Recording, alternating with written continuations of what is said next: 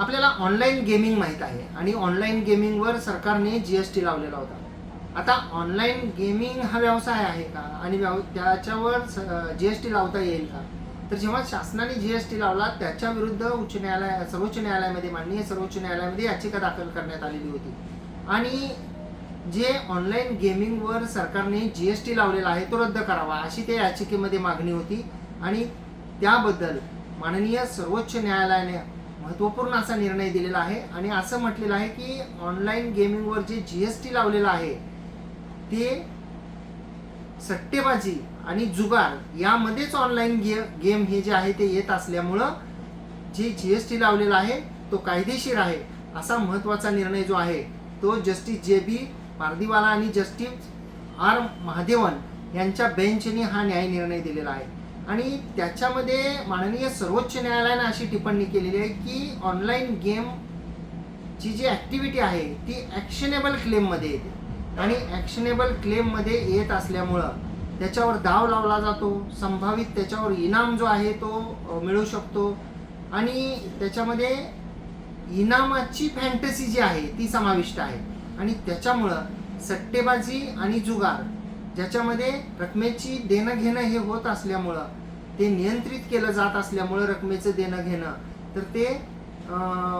कायदेशीररित्या जे आहे ते त्याच्यावर GST असणं हे गरजेचं आहे असं माननीय सर्वोच्च न्यायालयाने म्हटलेलं आहे आणि ऑनलाईन गेम ही जी आहे हे सट्टेबाजी आणि जुगार आहे असं माननीय सर्वोच्च न्यायालयाचं मत आहे. तर त्याच्यामध्ये टिप्पणी करताना पुढं असं म्हटलेलं आहे की जेव्हा GST या गेमिंगवर लावली जाते त्यावेळी सट्टेबाजी आणि जुगार आहे का ऑनलाईन गेमिंग हे पाहिलं जातं आणि ऑनलाईन गेमिंगमध्ये डाव लावला जातो आणि इनामाची रक्कम मिळवली जाते म्हणजे हा सुद्धा सट्टेबाजी आणि जुगारच आहे. यासोबतच तो त्याच्यातल्या ज्या गतिविधी आहेत ज्या ॲक्टिव्हिटीज आहेत तर त्या ॲक्टिव्हिटीसुद्धा ज्या आहेत त्या जुगाराच्याच ॲक्टिव्हिटी आहेत असं यामध्ये म्हटलेलं आहे ज्याच्यामध्ये फॅन्टसी स्पोर्ट आणि डिजिटल प्लॅटफॉर्मवर जे काही वेगवेगळ्या प्रकारचे ऑनलाईन गेम खेळले जातात आणि ज्याच्यामध्ये आपण जिंकणार किंवा नाही हे माहीत नसताना डाव लावले जातात म्हणजे जसं की त्याचा परिणाम आपल्याला माहीत नसतो तो अनिश्चित असतो तरीही डाव लावले जातात त्यामुळं त्याला जुगार असं मानण्यात आलेलं आहे आणि त्यासोबतच ॲक्शनेबल क्लेम जे आहे ते कायदेशीर आहे संविधानिक आहे असं म्हटलेलं आहे आणि भारतीय राज्यघटनेच्या अनुच्छेद 366 पोट क्लॉज जे आहे ते 12 आणि 366(12)(a) याचं ते उल्लंघन करत नाही असं यामध्ये म्हटलेलं आहे. याच्यातील केसचं नाव आहे directorate general of goods and services tax intelligence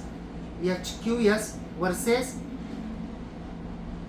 गमेश raft technologies private limited आणि ज्याचा SLP नंबर आहे 19,366 19,369/2023. म्हणजे आता जे ऑनलाईन गेमिंगवर सरकारने जी GST लावलेली होती तर ती कायदेशीर आहे असं माननीय सर्वोच्च न्यायालयाने ठरवलेलं आहे. आपल्याला जर ही माहिती आवडली असल्यास माहितीला लाईक करा, व्हिडिओला शेअर करा, कोर्ट कचेरी या YouTube चॅनलला सबस्क्राईब करा, बाजूचं बेल आयकॉनचं बटन दाबा म्हणजे व्हिडिओचे नोटिफिकेशन आपल्यापर्यंत येतील. आपण जर या व्हिडिओला फेसबुक इंस्टाग्रामवर पाहत असाल अद्याप आपण जर फॉलो केलेलं नसेल तर फॉलो सुद्धा जरूर करा आणि फेसबुक इंस्टाग्रामवर सुद्धा लाईक आणि शेअर करा. धन्यवाद.